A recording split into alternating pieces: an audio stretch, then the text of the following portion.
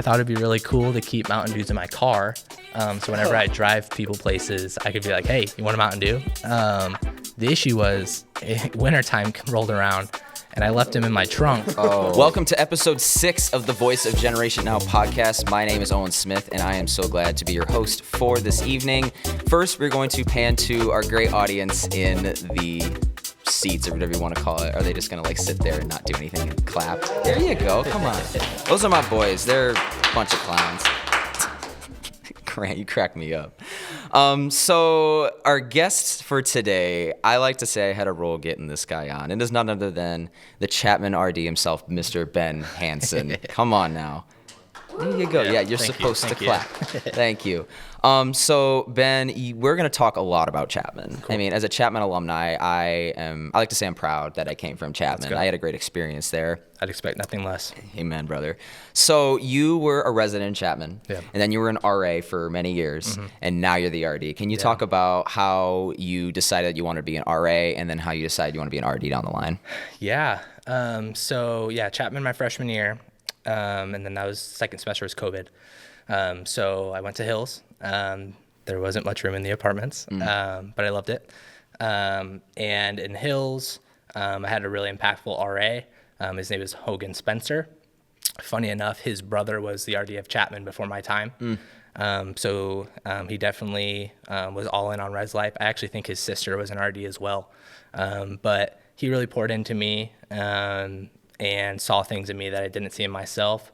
I think I changed a lot over the course of my college career, I guess you could call it. But he would just do things with me that were really personal. You guys probably experienced a one-on-one, I'm assuming, when you were a resident.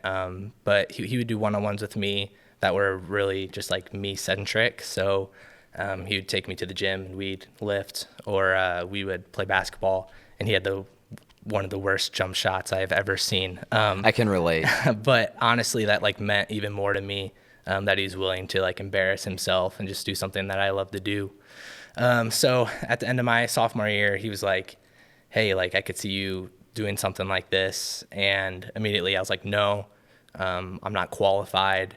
I'm not a good communicator. I don't really like talking to people. I'm also weird. I was like, I have a lot of weird interests. I'm just not the guy. But he told me just to pray about it. And you guys know how that is, right? So yeah. I prayed about it. And honestly, this is one of the only times it's ever happened to me.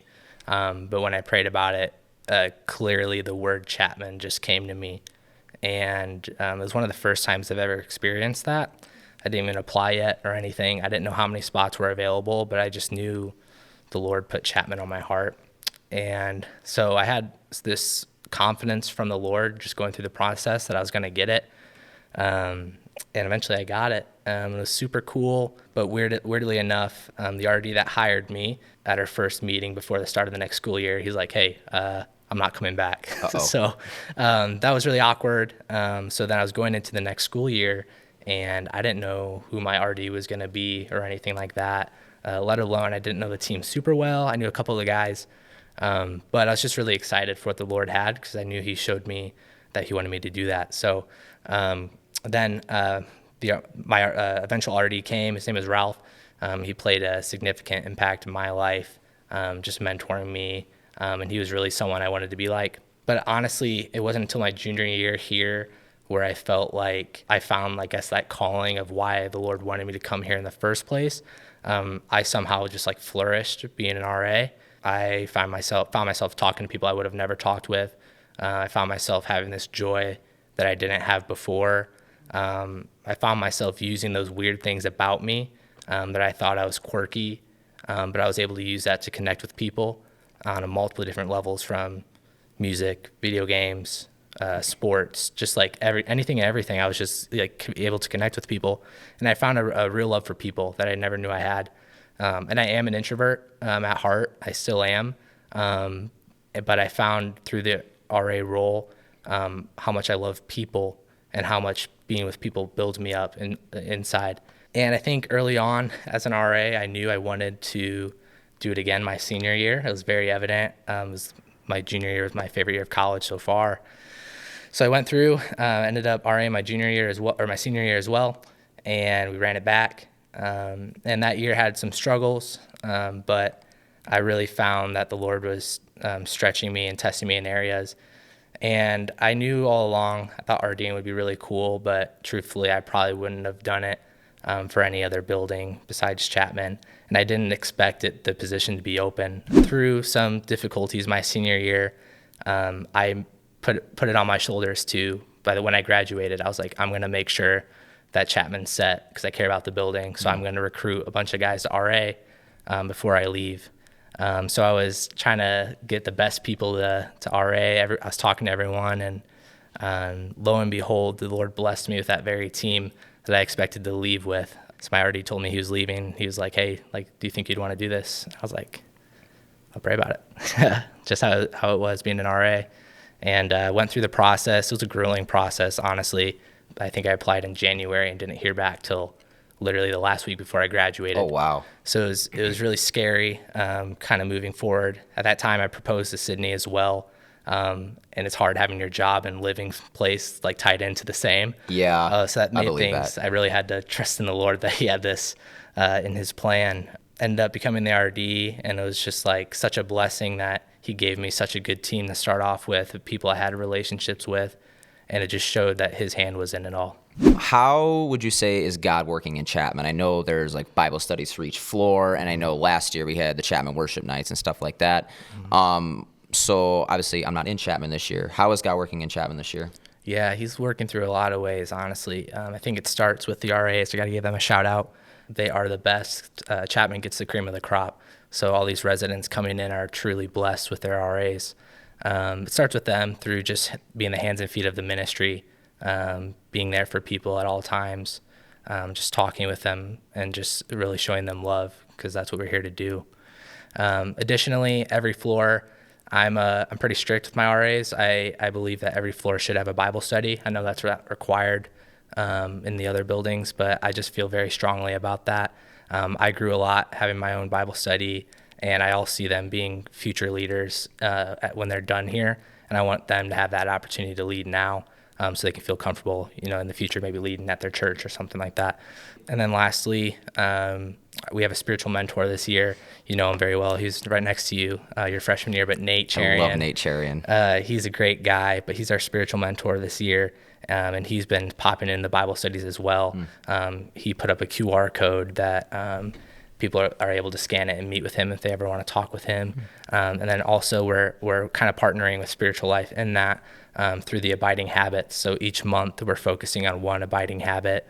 So I believe this month is the day or the serve day, or I don't know if that was next month. But he's going to be heading in that project too, what that's going to look like. And then 1 month will be worship, and then we'll do something with worship. So we're really kind of touching on all those abiding habits, which I find really cool. I love that, honestly. Nate, I love Nate Charian. Shout out Nate Charian. Come on. Greatest neighbor I could have ever asked for last year.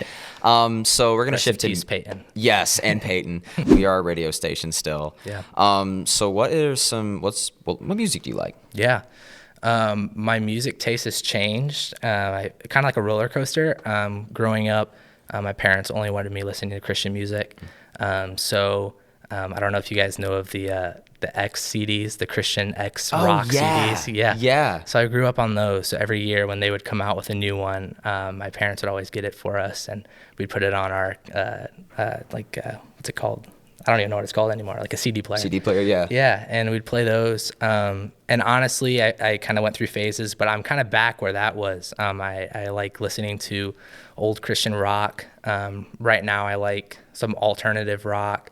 Are you a video game player? Yeah. Okay. Do you know the Tony Hawk games? I never played them, but I know of them. Okay. Listen to the soundtrack on those. I have heard of the importance of the soundtrack. Yeah, the soundtrack is amazing, and that I feel like that's the best way for me to describe my music taste. It's a lot of rock, alternative rock, early 2000, late 90s rap. I have a playlist on Spotify, a quick plug. It's called Kick Flips and Baggy Pants, Skate Essentials. I don't skate, but I just love that type of music. So I love that. Yeah, I think that's what I'm vibing with. More on an artist standpoint, I love Last Dinosaurs, 21 Pilots. I think that's an easy one to say. And the Christian route, I love King's Kaleidoscope. I want to put a quick plug for them. I don't know if a lot of people know about them, but they're really awesome. Cool. So now we're going to get goofy. Cool. We got to talk about Donkey Kong December. Oh, yeah. I learned about Donkey Kong December last year as a Chapman resident.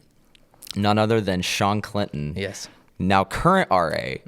Did Donkey Kong December. Can you just tell the people what the heck is DK December? Yeah. So Donkey Kong December was something me and my friend, shout out Michael Gard, he brought to the school with his friend group from home. And it was something that we started here where we would eat a banana every day in celebration of Donkey Kong in the month of December. So we'd make these videos and send it to the group chat. And the issue that happened was every video we had to one up the last video. So it started with just eating a banana in a tree to running naked in the woods to getting up in the middle of Luddy, standing on a table and one-timing a banana in front of everyone.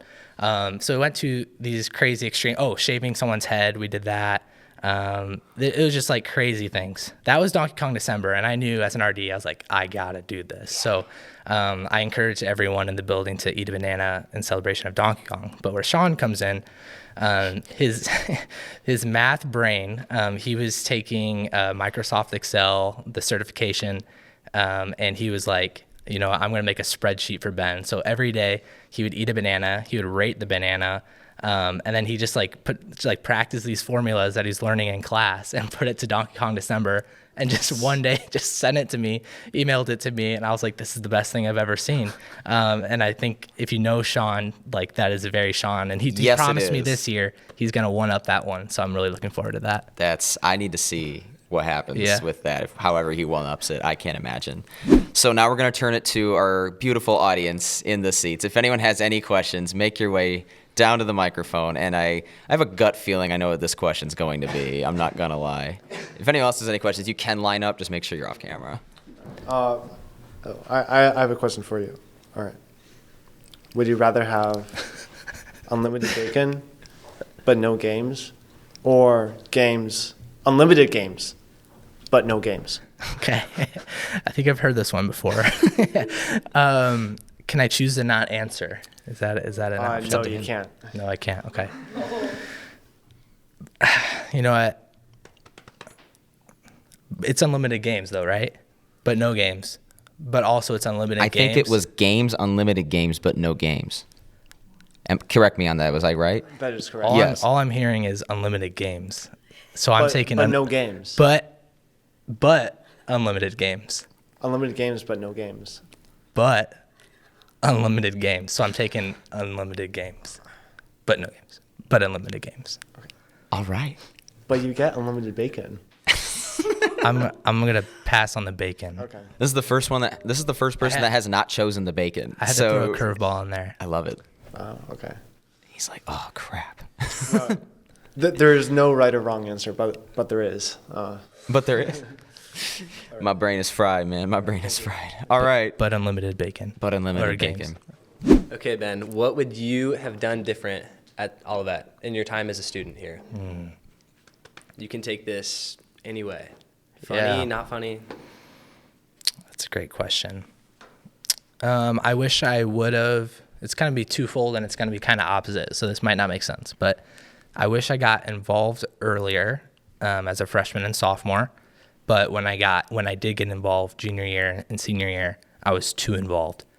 So I would say there's definitely a healthy balance. I think you want to be involved, but not too involved, where you're feeling like you're not doing good enough job in everything you're involved in.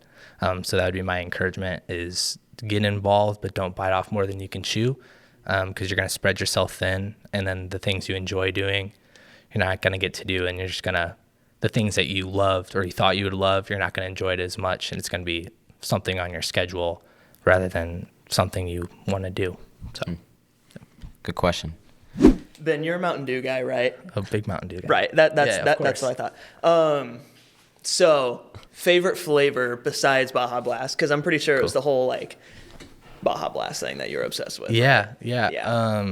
Baja Blast is amazing. Yeah. I think it's truly only good from Taco Bell. They came out with the cans this year. I've been getting the cans still, but it doesn't hit the same, Yeah. I would say my other two flavors that I would be going to are Voltage. It's a classic for me, as well as Mountain Dew Spark. It's like a pink raspberry lemonade, I believe. That one's really good. And a kind of a plug. I don't know where to get this one anymore. It used to be a Kroger exclusive, but Thrashed Apple.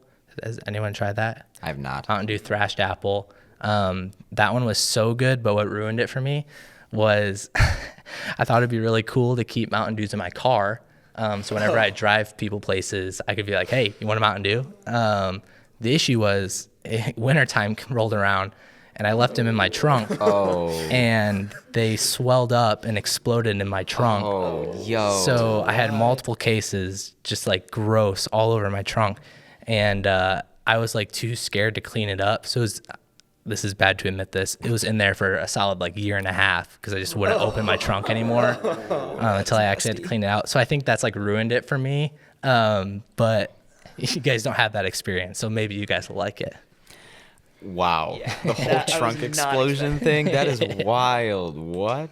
All right, so Ben, I know that you mentioned as during your time at Olivet, it kind of became more and more apparent that you wanted to be an RA and then eventually an RD. But I guess coming to Olivet, was there maybe a plan or a vision that you had in mind that maybe after school there was a career or an occupation that you had in mind instead? Oh, for sure. Yeah. So initially I was going to come here for basketball. That was my just my plan. Actually, before that, my plan was not to come here. Since I'm a townie, I knew everyone went here, and I didn't want to be just one of those people that failed to apply to college, so they end up at Olivet. And so it really, it was through prayer that I ended up here. Initially, I felt some sort of call to ministries, but I didn't know if that looked like through my major. But my dad told me, he just advised me like, hey, like, you don't need a degree to do ministry. And I was like, yeah, that's true. So my heart was for business. I really excelled in all my business and marketing classes in high school, kind of winning awards and things like that. So I knew business was what I wanted to do. I added on marketing as a second major my junior year because that's where I'm passionate about. I'm a pretty creative person. I need like my juices flowing to like enjoy something. I can't just send out emails all day. So you guys probably know in my emails I'd put clickbait and things like that. Oh, I know. I liked him. I liked him personally. I'd enjoy doing things like that. Initially came here for basketball, and then my career path a little changed. Now I feel like it's even still kind of evolving. I could see myself doing something in like youth ministry after this, but all I do know is I love people and I want to work with people. So management, I was a management branch, so I just want to work with people, and I love teams. I love building teams, just like in sports. Like I think a dream job would be like a GM someday. I love putting together teams and things like that, and I kind of have the eye for that. I would like to brag on myself a little bit. So start with Madden franchises with the whole GM thing. Yep. It's great. Cool. Thanks, Grant. Good question. That's really cool. Thank you. Yep. I know Matt is itching for another question. Yeah. This will be our last one. I thought of this like as soon as I sat down. How did you get into the whole Depop thing, like selling clothes and whatnot? Ooh. Yeah, it came as actually, that's a good question. I don't know how. Oh, this is it. So my junior year, me and my friend would go to Goodwill, and they'd have mystery bags there. And we kind of had a little side hustle where it was $10 and you get 12 shirts. So what we would do is we'd buy the bag, choose whatever shirts we'd like out of there. It'd usually be like one or two. And then we'd sell all the other shirts for $1, make our money back, buy another bag. So I kind of like reinvented my wardrobe through like the thrifting the mystery bags. So when I would ever sit desk like in the RA office, I'd start hanging all my shirts up there and have people come in. And honestly, our biggest hitters were like to girls. They'd like want just the guy clothes, and they're like, "Oh, it's $1. I'll get it." Weird. Okay. Yeah, so they'd buy like all our clothes. So whenever it was like open dorms or something, or I know a lot of girls are like, "We're gonna go as frat boys for the costume party," so they bought all these like shirts that I'm wearing. So I think that's what started it. And then just kind of getting more into just like, I don't know, random things. I'm a weird guy, so I just like weird things, and I think thrifting is very much a weird thing. So. Oh, that's so cool. Yep. That's so cool. We thrifted a Goodwill softball bat last year. It was like, what, $3? Let's $3. go. Come on. Let's go. God bless Goodwill. Beat Chapman fourth floor. Yeah, we did. Come on. And we did. We did beat Chapman fourth floor. We did by a run. Congrats. Shout out Congrats. Elijah Armstrong, our RA, for carrying us, but we won. Unfortunately, that's all the time we got today. Ben, thank you so much for coming on. I had a great time. Thank you to the audience, of course, for saying their questions. Yes, you can clap. That's the cue to clap. Awesome. Well, I'm going to sign off here. This is Owen Smith and Ben Hansen, of course, signing out. Thank you.